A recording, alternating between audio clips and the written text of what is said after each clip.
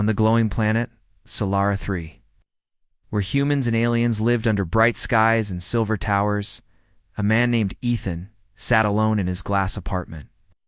His home was at the top of the highest building in the city of Miralite.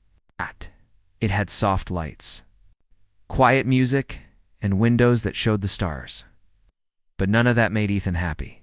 In fact, he felt even more alone every time he looked outside. Ethan was one of the richest men in that sector of the galaxy. His name was known in business halls and money markets. He owned airships, robot factories, and rare art from across planets.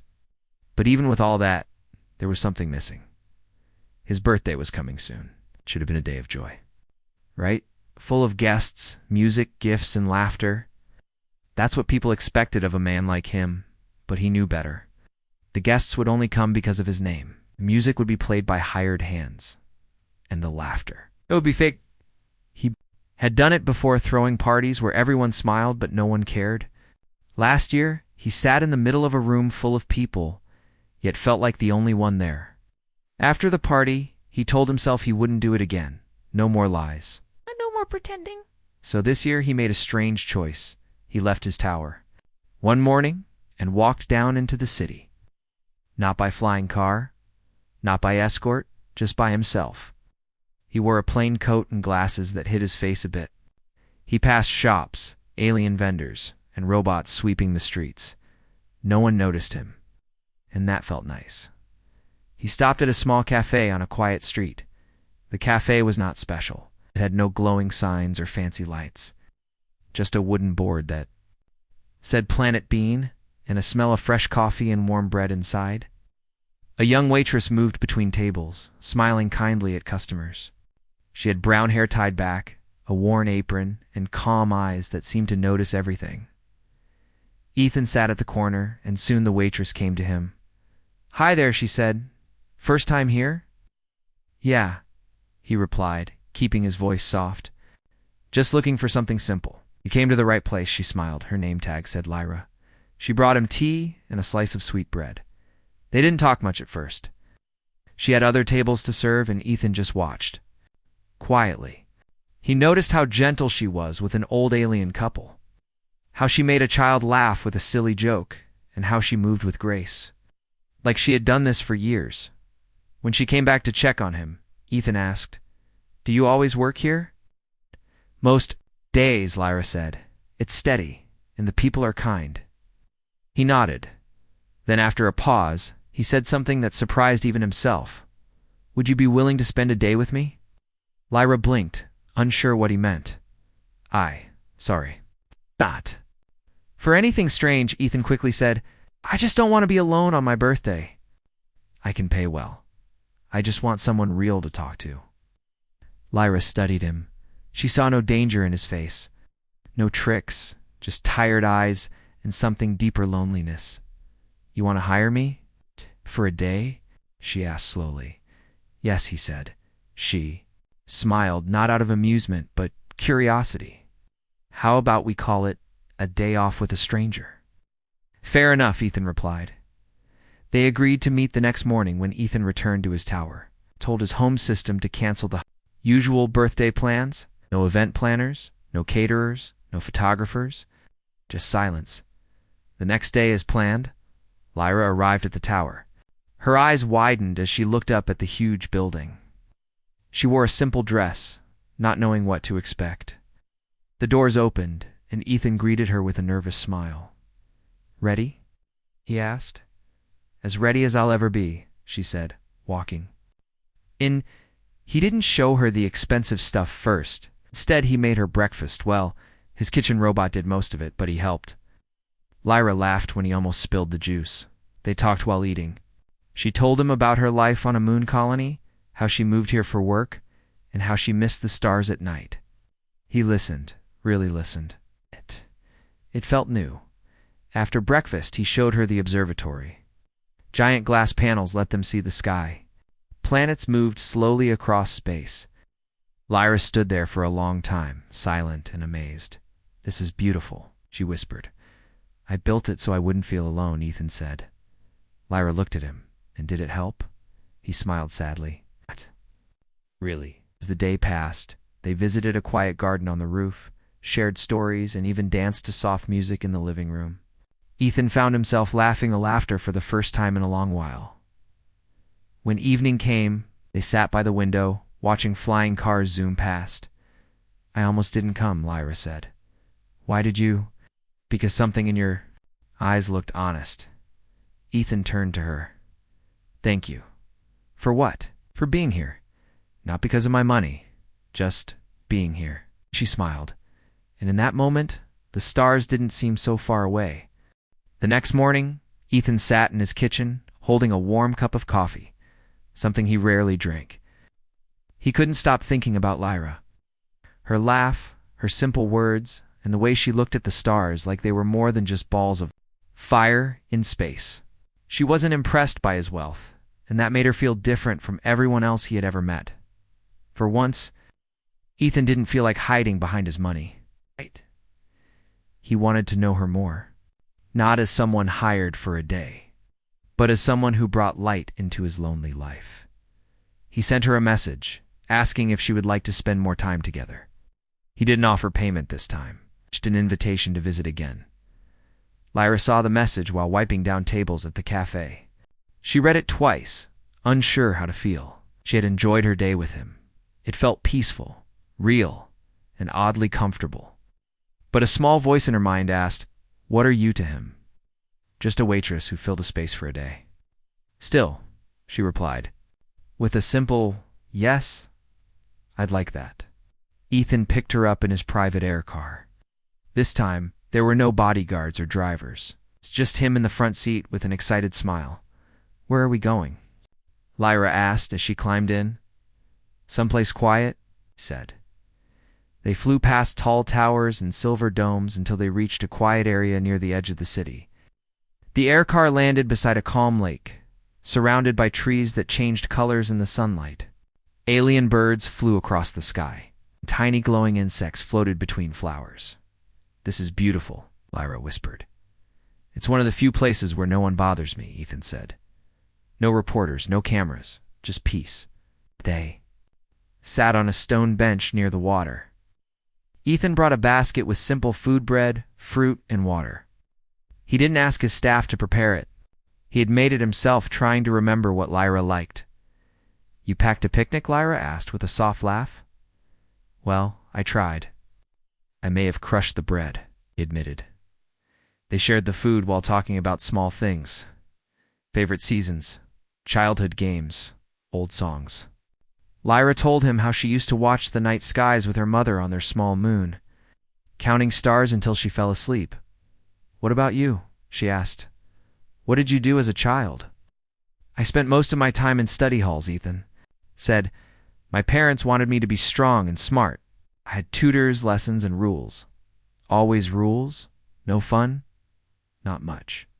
Sometimes I would sneak out to play in the factory yards. I'd get in trouble, of course, but those were the best moments." As the sun began to set, the lake turned golden. The light reflected in Lyra's eyes, and Ethan couldn't look away. "You're not like other people I know," he said quietly. "Because I don't care about your money." "Because you care at all," he replied. Lyra looked down. Easy to care when someone shows you who they really are. After the sun went down, they returned to the air car. Neither of them spoke much during the ride. The silence wasn't awkward. It was calm, like the lake they had just left. At the door of her apartment building, Lyra turned to him. "Thank you," she said. "For what?" "For today. For being someone different." Ethan smiled. "I could say the same." She walked inside. Ethan stayed for a moment, watching the stars appear above the city. The next few days followed a gentle rhythm. They met again, sometimes in public places, sometimes in quiet corners of the city. Ethan took her to a music dome where alien instruments played soft notes that changed with emotion. He showed her his favorite place in the library tower, a room full of old human books he collected. Lyra, in return, took him to a market she loved, filled with street food and handmade crafts. People there knew her, smiled at her, and greeted her like family. Ethan felt like a stranger but a welcomed one. As their time together grew, so did the bond between them. They joked more. They shared secrets. They even argued once about the best food on Solera 3, but laughed in the end. Still, there were moments when Ethan would go quiet, lost in thought. Lyra noticed but didn't ask. And when Lyra would pause while talking, looking unsure, Ethan wanted to ask what was on her mind, but he held back. They were growing closer, but the space between their worlds still remained. Ethan was a public figure, always watched, always judged. Lyra was just a waitress, someone who cleaned tables and served drinks. How long could this quiet connection last?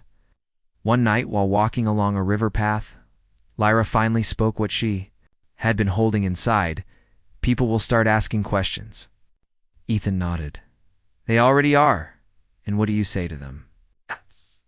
Because it's none of their business. But soon it will be. He looked at her, serious now. Do you want to stop seeing me? She paused. No, I don't want to be a secret either. Ethan took a deep breath. And let's stop hiding. Lyra's eyes widened. Are you sure? I've never been more sure of anything. The next morning, news networks shared a photo of Ethan and Lyra at the cafe, smiling with cups of tea in hand. The photo was gentle, warm and real. Some people were shocked, others mocked, but many simply said nothing. Ethan didn't care. For the first time in his life, he had done something not for image, not for money, but for himself and for someone who saw the real him. He sent Lyra a message later that day. Dinner tonight. No cameras, just you and me. Her reply was simple. I'll be there. Ethan stood in his kitchen again, but this time, something was different. The house didn't feel empty. It smelled of real food, simple ingredients Lyra had brought the last time. She had laughed at his machines, especially the robot that burned toast. Ethan had watched her cook with her hands, using basic tools instead of expensive ones. And somehow, it made the food taste better. He couldn't stop smiling as he waited for her. When the doorbell chimed, he walked over and opened the door himself. Lyra stood there wearing a plain blue dress and holding a bag of fresh vegetables. I thought we were cooking again, she said with a grin. Yes, Ethan said, taking the bag. But this time, I'll chop, and you'll teach. Deal. She nodded. They cooked together, and Ethan did his best not to mess it up. She showed him how to hold the knife properly and how to tell if the pan was too hot. He wasn't great, but he was trying, and she could see that effort in every clumsy movement. While the food simmered, they sat on the balcony, watching the lights of the city blink below. Have you always lived up here? Lyra asked. Most of my life, Ethan replied. After my parents passed, I stayed. It felt easier than facing the world outside. But you're facing it now, she said. Ethan turned to her, eyes gentle. Because of you. Cheeks warmed slightly, but she didn't look away. Sometimes I wonder why you chose me that day. Honestly, I didn't plan it. I just walked into your cafe. But after talking to you, it felt like you saw me. Not the money, not the name, just me, I guess. I just saw someone who looked lonely. They shared a quiet moment, kind that needed no words. But peace never lasts long when the world is watching. The next morning, headlines spread across news sites and social screens. Millionaire seen with cafe waitress and who is the mystery girl in Ethan's life filled the networks. Old photos of Lyra were pulled from social pages. Strangers started asking questions. Some praised the couple. Others made rude jokes. And a few even doubted her intentions. At the cafe, Lyra noticed customers whispering when she walked by. One alien customer asked, "So, when are you leaving us to live in the tower?" Another laughed and said, "Maybe you'll buy this place." One day, huh? Lyra gave small smiles and walked away, pretending it didn't hurt, but deep down it did. Later that day, she met Ethan at a quiet garden in the center of the city. "It's getting out of hand," she said, sitting beside him. "I saw," he replied. "I'm sorry. People are saying I'm using you." "Don't care what they say, but I do," she said. "Not because I believe them, but because I don't want to be the reason your name gets dragged through this mess." Ethan leaned forward. Right. Then let's make something clear. You didn't do anything wrong. You didn't ask for this. If anything, I brought this attention to you. Are we even doing, Ethan? Lyra asked, voice low. I'm just a girl working in a cafe. You live in a world full of contracts, money, deals, and people in suits. I'm not asking you to wear a suit, he said, trying to lighten the moment. I just want to keep spending time with you. Is that so strange? She smiled softly but said nothing. The next day, the cafe owner called her into the back room. Lyra. He said, I know things are tough right now, and I hate to say this, but the attention is starting to hurt business. I understand, she said, voice steady. Maybe take a short break. Just until things calm down. She nodded, knowing. It wasn't his fault. Still, it stung. She walked home slowly, thinking about the last few weeks. They had shared laughs, food, and stories. But now her simple life was changing fast, and she wasn't sure if she was ready. That night she didn't reply to Ethan's message. The following day, Ethan stood outside her building. He waited for an hour, then he knocked on her door. She opened it, eyes tired. You didn't come, he said gently. I needed time, she replied. He nodded. Can we talk? They sat in her small kitchen. The air was warm, but the silence heavy. I don't want to be a problem in your life, Lyra said. And I don't want mine to be destroyed either. Then let's find a way where neither of us has to lose, Ethan said. I never asked you to leave your world. I just wanted to be a part of it. But your world is so loud. Mine is quiet. What if they can't mix? Then we build a new one, somewhere in between. She looked at him, unsure whether to believe such a dream was possible. But there was truth in his eyes, a truth she had seen since that first day. Why do you care so much? She asked. Because for the first time in a very long time, I feel like I have something real. Lyra blinked, heart beating faster. And I don't want to lose it, Ethan added. Slowly, she reached out and placed her hand over his. Then let's try, he nodded. And for the first time in days, both of them smiled with peace. Days passed slowly, but peace returned to Lyra's small apartment. She kept her screen off most of the time. She didn't want to read what strangers thought of her. Instead, she focused on herself, reading books, watering her plants, and thinking about Ethan. Since their talk, Ethan hadn't pushed her, gave her space, but still sent short messages every day. Hope you slept well. The stars are bright tonight. I wish you could see them. I'm thinking of you. Her heart felt warmer. Finally, one morning, she sent him a message back. Meet me at the hill near the market. Bring something simple. Ethan didn't ask questions. He smiled and left his office early. He brought a small basket with 2 sandwiches, a bottle of orange juice, and a blanket. When he reached the hill, Lyra was already waiting. She sat on the grass, her face turned toward the rising sun. You brought food? She asked as he joined her. Yes, I made it myself. No robots, I promise. She laughed.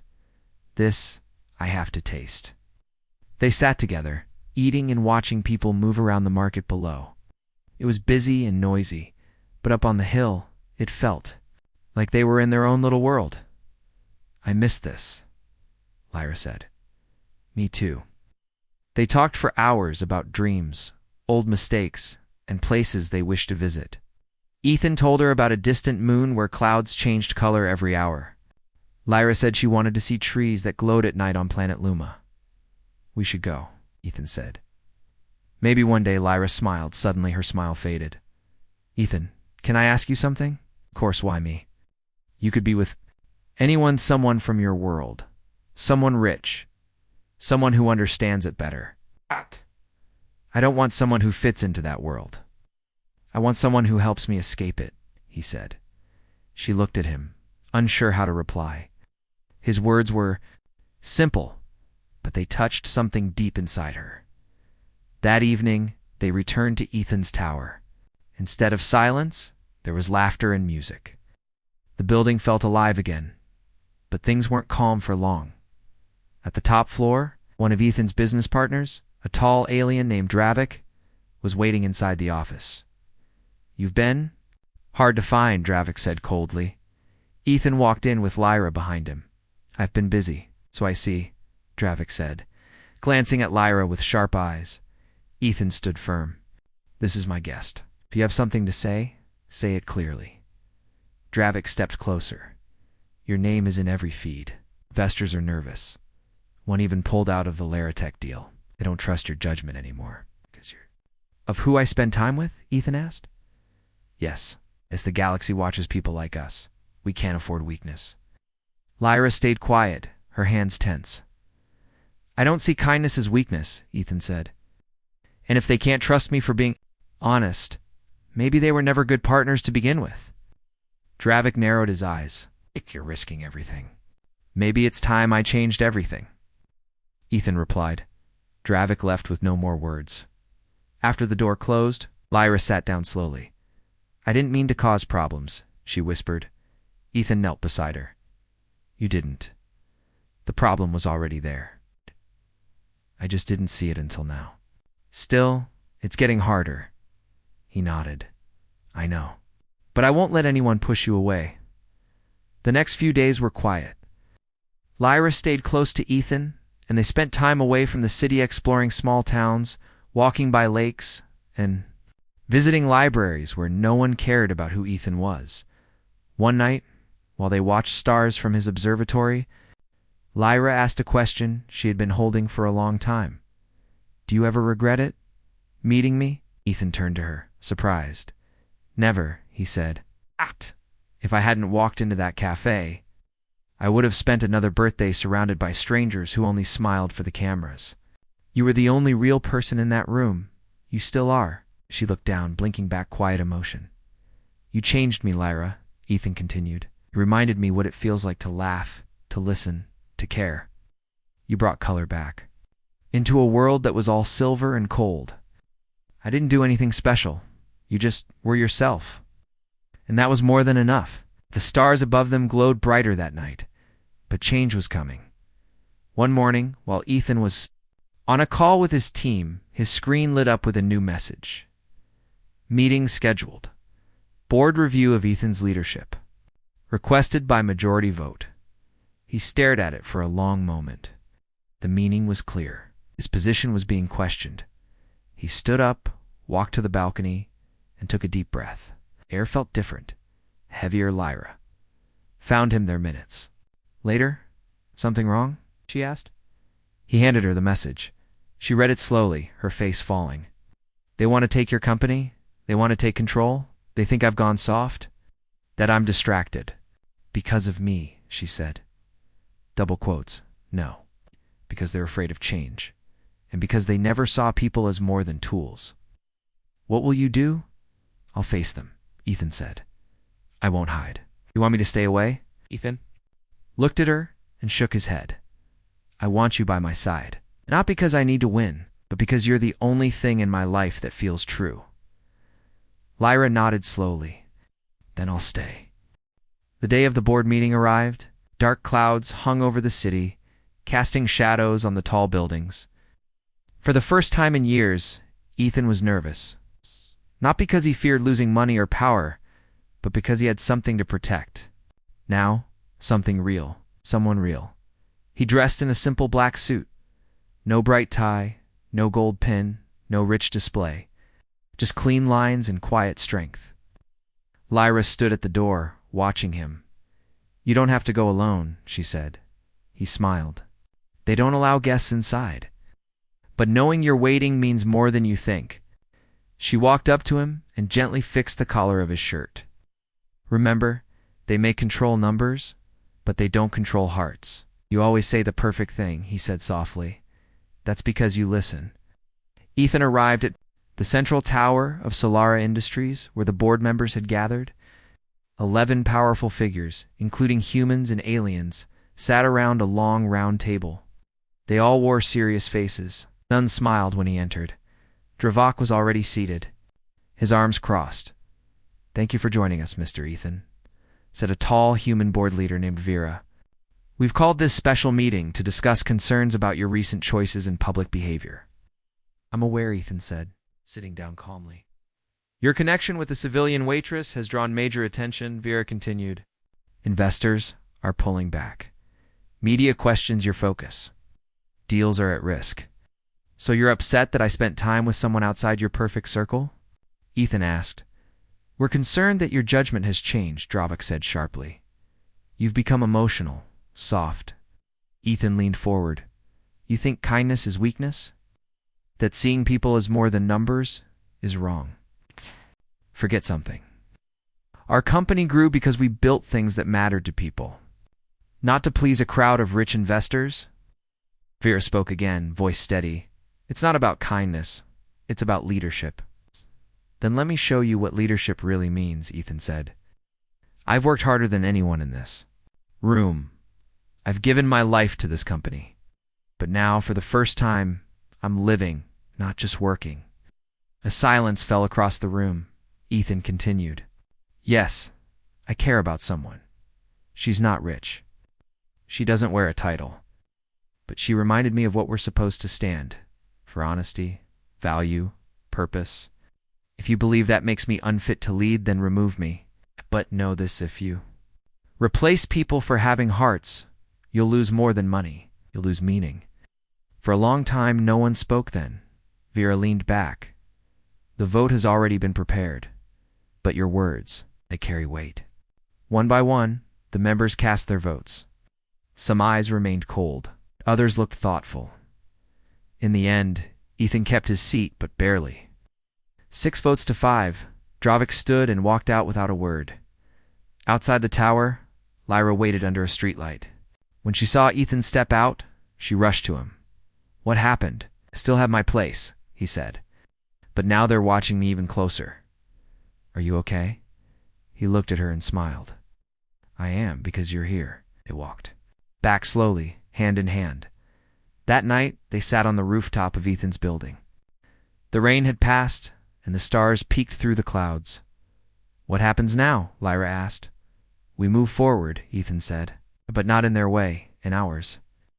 I'm still scared sometimes, she admitted. So am I, he said, but we'll face it together. As weeks passed, things slowly returned to normal. People still whispered, but the news moved on. The cafe owner invited Lyra back. Her co-workers welcomed her with warm hugs and jokes like old times. Ethan didn't try to hide her anymore. They went out together, sat at public parks, and shared small meals like any couple. They were simple moments, but precious. One evening, Lyra arrived at Ethan's apartment with a cake in her hands. What's this? He asked. Your birthday is coming soon, she smiled. I thought we could celebrate early before anyone else tries to plan something big and fake. He laughed. This is the best gift already. They lit a candle and sat by the window. Lyra cut the cake and gave him the first slice. Make a wish, she said. Ethan closed his eyes for a moment, then looked at her. I already got what I wished for. Liar, she said, teasing. It's true. They laughed together, and in that laughter, all the weight from the past weeks faded. After the cake, they sat quietly, leaning against each other. Do you ever miss being alone? Lyra asked. Not for a second, Ethan replied. Good, she whispered, because I don't want to leave. He looked at her gently, then stay. For how long? As long as you want. She smiled and rested her head on his shoulder. In a galaxy filled with riches, stars, and shining cities, two people had found something rarer than all of it: a simple, quiet, honest connection. And that was worth more than anything else. 1 year later, the sun rose over Solara 3 just as it always did, casting soft golden light across the city. High in the skyline, the glass tower where Ethan lived shimmered in the morning rays. The building hadn't changed, but the man inside.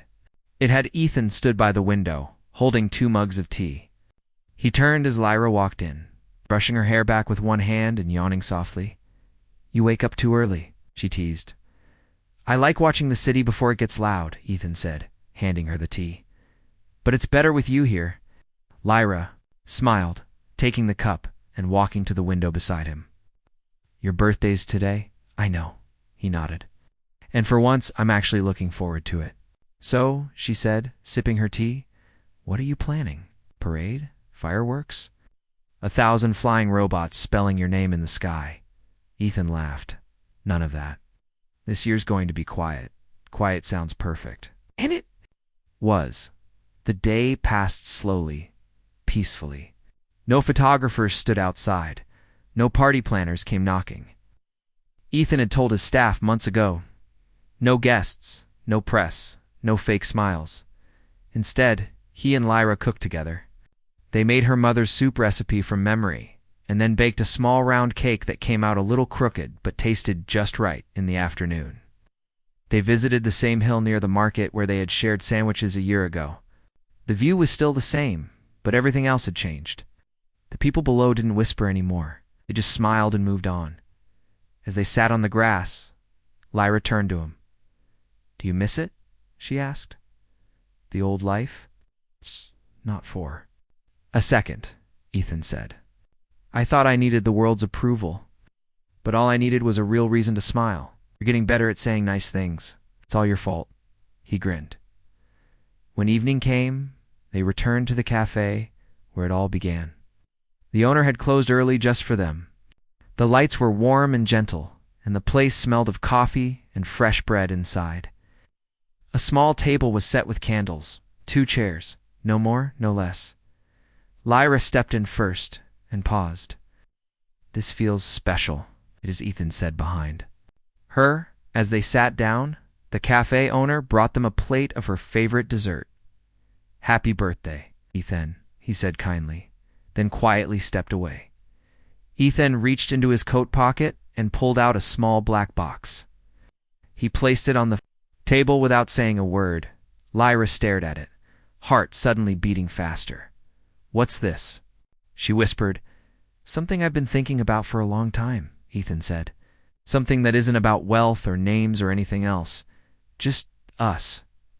She slowly opened the box. Inside was a simple silver ring with a tiny star-shaped stone in the center. Not big, not flashy. Just honest. Ethan looked into her eyes. "I walked into your cafe because I didn't want to feel alone, but what I found was more than company. It made me remember who I was, who I wanted to be. I don't want to walk forward without you." Tears filled her eyes, but her smile never faded. "Will you stay with me? Not as a guest, not as a story for others to talk about, but as someone who owns a part of my heart." Lyra nodded, her voice soft. Yes. They didn't need a crowd or a grand speech. Their hands found each other across the table. The candle between them flickered gently. Outside, the city lights blinked as always. But in that quiet cafe, time seemed to pause.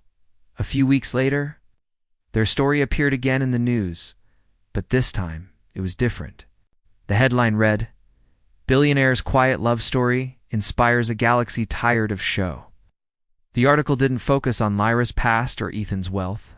Instead, it talked about kindness, honesty, and how 2 very different lives found peace. In each other, some were surprised, some were happy, and some, including old business partners like Dravik, chose to remain silent. But none of it mattered anymore. Ethan and Lyra began to travel, visited the glowing trees on planet Luma, just like they dreamed.